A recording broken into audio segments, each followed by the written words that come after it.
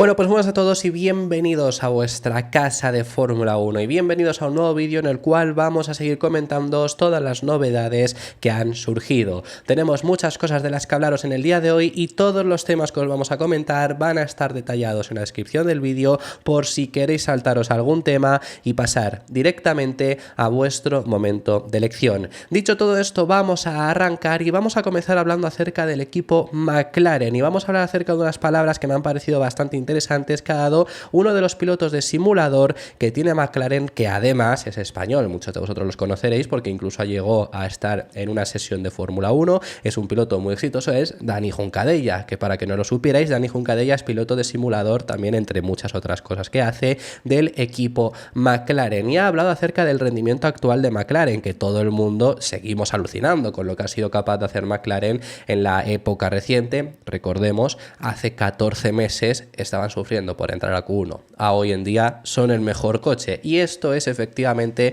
lo que ha hablado lo primero Dani Juncadella. Lo que ha dicho es efectivamente esto, que son el mejor coche ahora mismo de toda la Fórmula 1 y con diferencia. Habrá circunstancias en las que puede ser Red Bull por mejor, ha habido circunstancias en las que Mercedes ha sido más rápido, pero que en general McLaren está siendo el coche más rápido, y esto es así por una sencilla razón. Aparte de rendir bien en todas circunstancias, que eso es algo alucinante, o que me sigue pareciendo por lo menos a mí alucinante todavía de McLaren, el hecho está en que en todos los circuitos han estado Red Bull o Verstappen.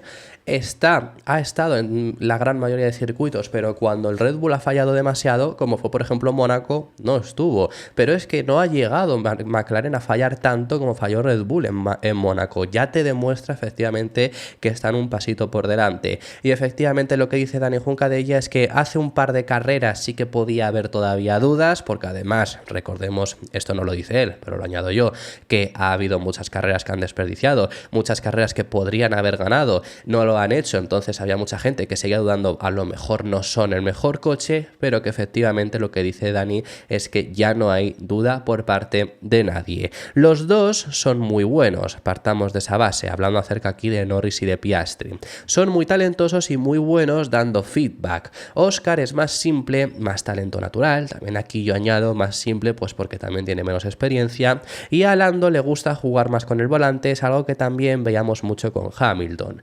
Creo que esto es también un tema de experiencia. Lando lleva muchos años en McLaren. Hace 3 o 4 carreras la gente se empezaba a preguntar si McLaren tenía o no el mejor coche. Ahora se puede confirmar que tienen el mejor coche. Es una situación única que no han vivido en los últimos años, con lo cual habrá situaciones de tensión. Es muy probable que vayas a tener a los dos McLaren ahí delante. Hay que gestionar situaciones nuevas que no las has vivido en el pasado, las has vivido peleando por el quinto y sexto, y gestionar a tus dos pilotos que se dejen pasar el uno al otro. Y aquí ya hablando, que fijaros que se ha metido en faena, vamos a hablar acerca de los errores que ha cometido McLaren en este año, desde el propio Team Orders, desde las órdenes de equipo que han estado teniendo, pues siendo el máximo exponente de esto el Gran Premio de Hungría, hasta errores de que realmente desde Miami hasta Hungría no ganaron ninguna carrera cuando perfectamente podrían haberlas ganado todas. O sea, a ver, salvando obviamente las distancias, pero que por ritmo de coche las podrían haber ganado todas. Imola, Mónaco, España, Canadá, Austria, Silverstone, todas esas 6 carreras las podrían haber ganado. No lo hicieron. Así que le han preguntado a Dani Juncadella al respecto sobre estos errores que está cometiendo McLaren. Dani también es una persona que tiene mucha experiencia en otras categorías, y lo que ha comentado es que esto es una situación completamente normal. ¿Por qué? Justo porque es algo a lo que no estaba acostumbrado McLaren, y es que McLaren es un equipo histórico, es uno de los 3 equipos más históricos que hay en la parrilla, junto a Ferrari y a Williams. Red Bull y Mercedes ya incluso superan en este caso a Williams en cuanto a números, pero sí que es más histórico Williams porque lleva más años en ese sentido, ¿no? Por lo menos aunque hoy en día no estén ni cerca de ser lo que fueron.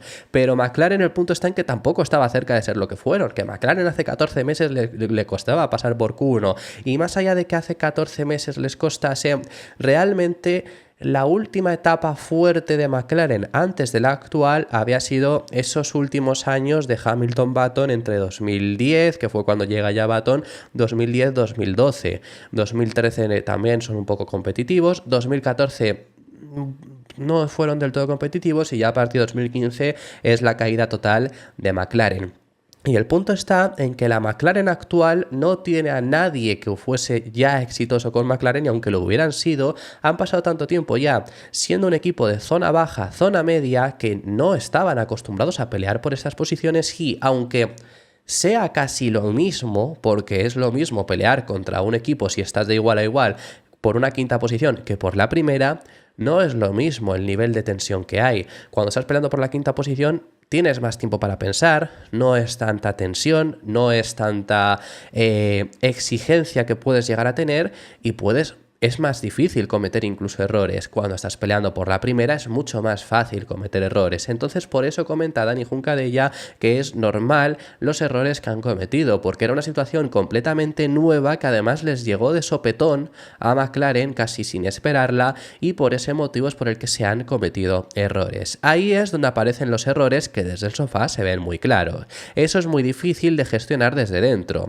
Eso lo vimos muy claro en Silverstone, donde no podías entender que le pusieran a Lando el blando en el último stint contra Hamilton, pero hay tanto detrás, se encuentran en situaciones que no han estado en el pasado, y son pequeñas cosas que mientras no se repitan estará bien, como Ferrari, que se ha tropezado muchas veces con la misma piedra y se convierte en un meme. O sea que el objetivo por lo menos es no tropezar sobre esa misma piedra. Esperemos que así sea para que podamos tener una batalla real entre McLaren y Red Bull. Lo último a hablar ya sobre estas palabras que ha dado Dani Juncadella. Al final él es piloto simulador, y también me parece muy interesante que sepamos cómo trabaja el piloto simulador de un equipo de Fórmula 1 que además está siendo ahora mismo el mejor equipo de la parrilla, ¿no? Cómo han estado trabajando y cómo trabajan. Además, él lo enfoca a los fines de semana, porque durante un fin de semana de Gran Premio los pilotos simulador tienen mucho trabajo, especialmente el viernes, porque después de los libres 1 suelen probar el coche en el simulador con la configuración que lo han hecho, y después de los libres 2 siguen probando el simulador para buscar la mejor configuración después de los datos recopilados. Puede ser que la mejor configuración sea la que ya está en pista, como puede ser que no. Así que por ese motivo es por el que tienen sobre todo ese día mucho trabajo durante un fin de semana. Así es como él lo explica. Probamos los coches que van a rodar en los libres 1 ya con la configuración. A Lando le encanta tocar 1000 millones de cosas en el volante. Después de los FP2 probamos cosas de setup. Al final del día se hace un meeting con los ingenieros de pista y se analiza. Los pilotos van al simulador antes, así que después de los libres 1 comentan cómo va el simulador respecto a la realidad. Esto es algo muy bueno que tiene McLaren, que se asemeja bastante, aquí hablando acerca de la correlación, que el simulador se asemeja bastante a la vida real, quiere decir. Esta es una de las claves de su éxito. No puedo opinar porque no he estado en Red Bull. Entiendo, aquí le preguntan acerca de las diferencias. Entiendo que Max es una persona con mucha sensibilidad, Max compite también en el simulador, y en el caso de Red Bull, igual los pilotos deben pasar más tiempo en el simulador para que se asemeje más a la realidad. Eso es algo que tiene muy bueno. Lando y Oscar son dos pilotos muy buenos y se aseguran que la semana de antes estén en el simulador, y si puede ser la de después también. Mucha gente se pregunta y si eres más rápido que Lando o más lento, ¿cómo se hace? Yo en el simulador ruedo y puedo hacer la vuelta casi perfecta, pero ellos pueden hacer una vuelta perfecta solo en Q3. Solo tienen 7 o 8 intentos de clasificación.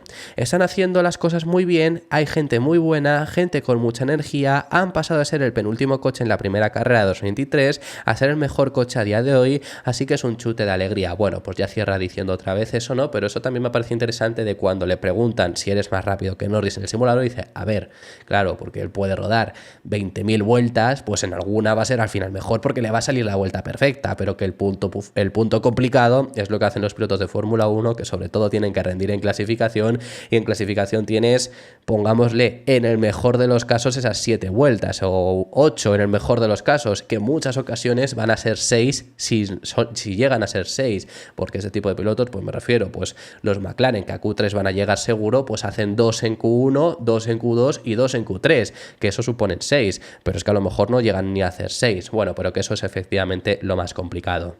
Dicho esto, vamos a pasar a hablar acerca del siguiente de los temas y vamos a hablar acerca de Fernando Alonso y una crítica que ha hecho bastante interesante acerca del bajo nivel, al menos así lo ha descrito, de las retransmisiones de Fórmula 1. Lo que ha comentado el piloto asturiano es al respecto sobre, haciendo referencia a lo que ocurrió en el Gran Premio de Hungría de este año, en los Libres 1 que ocurrió, que recordad que en aquella sesión llevaba Fernando Alonso las actualizaciones que introdujo el equipo Aston Martin en esa carrera, mientras que Stroll no, esto para comparar los paquetes. A final de sesión, aquel día Alonso no estaba, incluso después de los Libres 2 aquel día, Alonso no estaba nada contento con la configuración del coche y le preguntaron por radio que cómo era el balance, que si podía dar algún tip para ayudar a Stroll en la siguiente sesión, cuando ya a partir de entonces se iba a llevar ese nuevo monoplaza. Y simplemente la respuesta que dio, según la retransmisión oficial, que sí que es lo que se escuchó, es buena suerte. Esto ha sido criticado por Fernando Alonso porque lo que comenta es que está sacado de contexto, que de por sí la conversación era mayor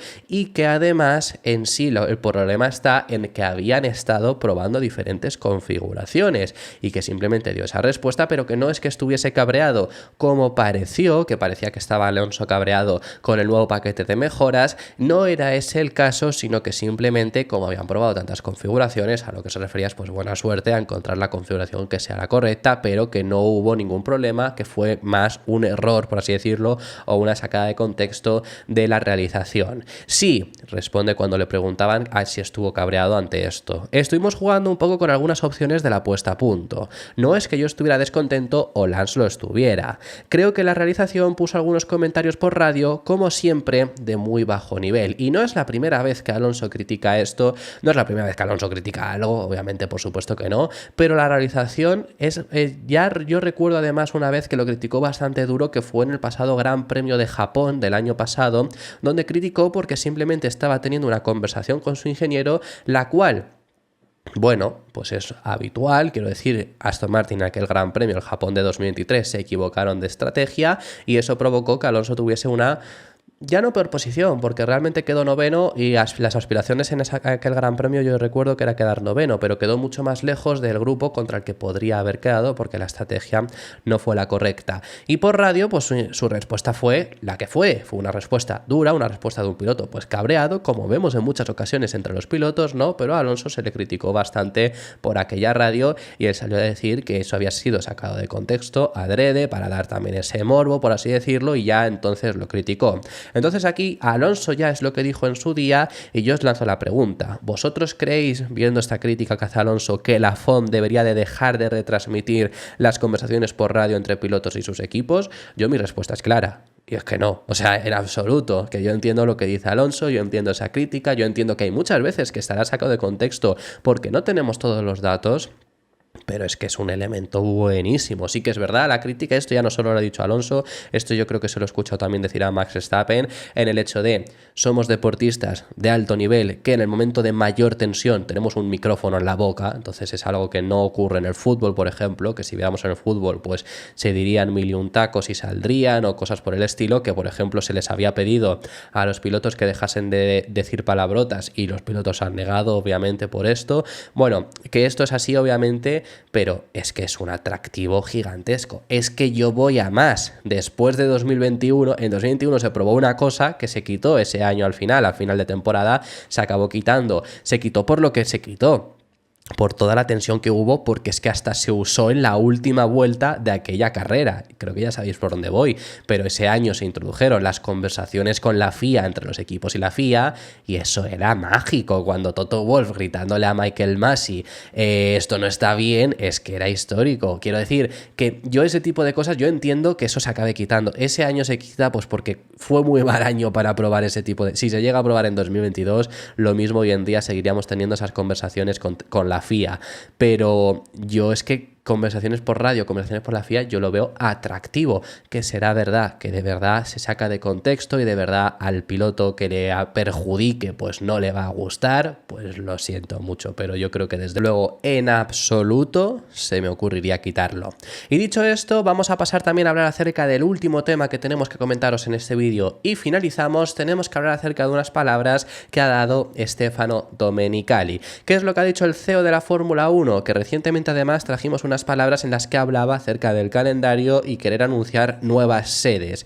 Vale, por ahora parece que no quieren mover las 24 carreras, ojalá sea así, que se mantenga, ya sabemos que en 2025 se mantiene, que ya hay el calendario, pero veremos en 2026 si es así, que espero que así lo sea, pero lo que comenta es que no descarta la aparición de más carreras con formato al sprint. Ya sabemos que no será para 2025, así que podemos respirar tranquilos, pero sí que no lo descarta para un futuro. Recordamos que el formato al sprint entró en 2021 con un formato que ha ido cambiando cada año. El año que viene, salvo sorpresa, va a ser la primera vez que no cambie.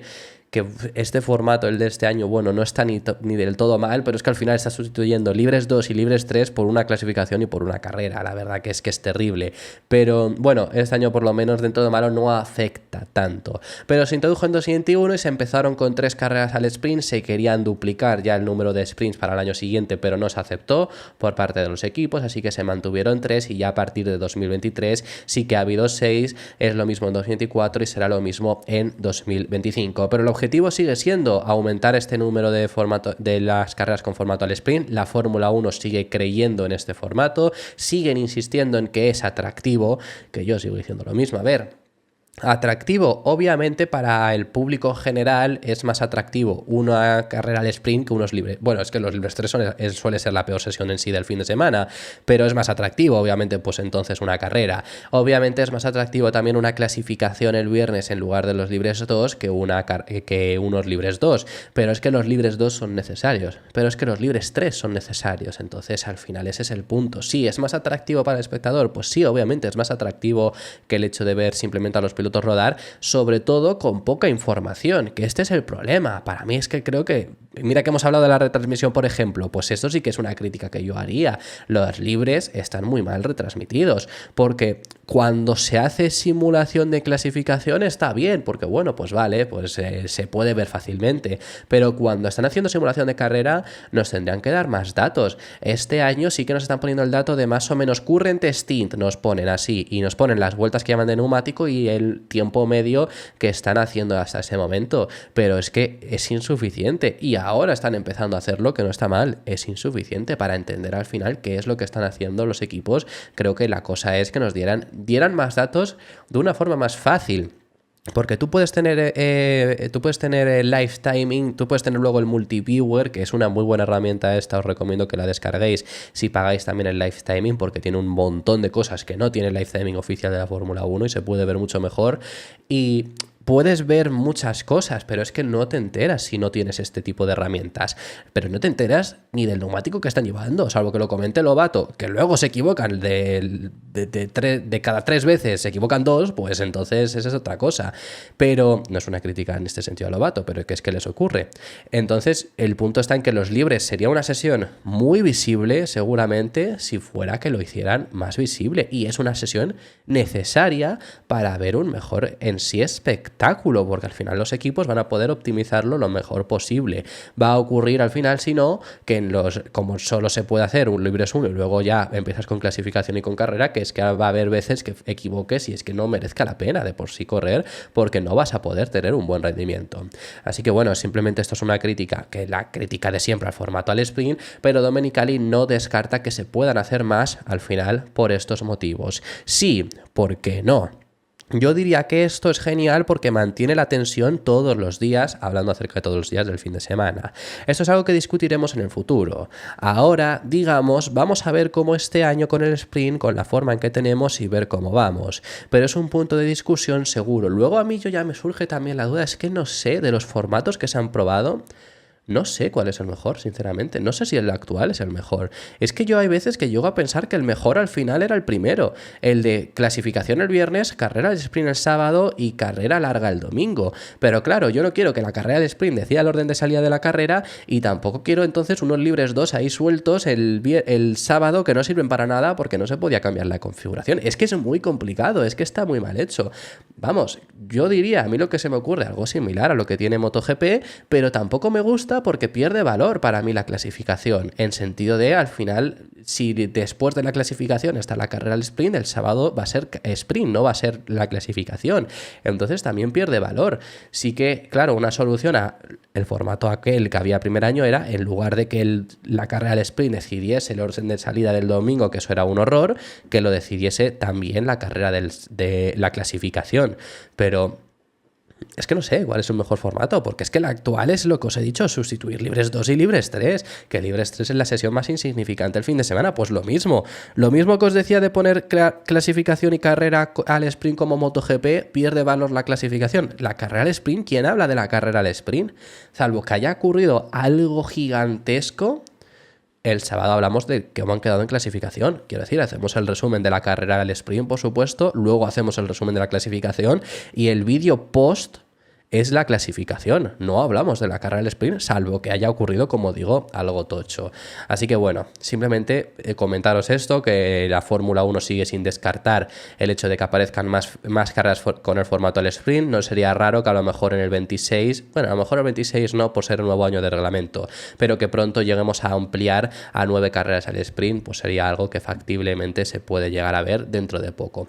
Así que esto ha sido todo por este vídeo. Muchísimas gracias por haber llegado hasta el final del mismo. Dejadme en los comentarios vuestras impresiones sobre todos los temas que hemos estado tratando, que hemos hablado de muchísimos, y me encantaría saber vuestra opinión sobre ellos en los comentarios. Si te ha gustado el vídeo, deja tu me gusta, suscríbete, te recuerdo que puedes hacerte miembro y nos vemos en el siguiente vídeo.